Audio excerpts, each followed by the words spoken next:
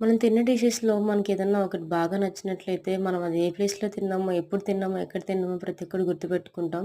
అలాగే నా కాలేజ్ డేస్‌లో, నా కాలేజ్ హాస్టల్‌లో ఒకటి బ్రేక్‌ఫాస్ట్‌కి టమాటా రైస్ అయితే పెట్టేవాళ్ళు. నాకు ఆ టమాటా రైస్ అంటే చాలా ఇష్టం.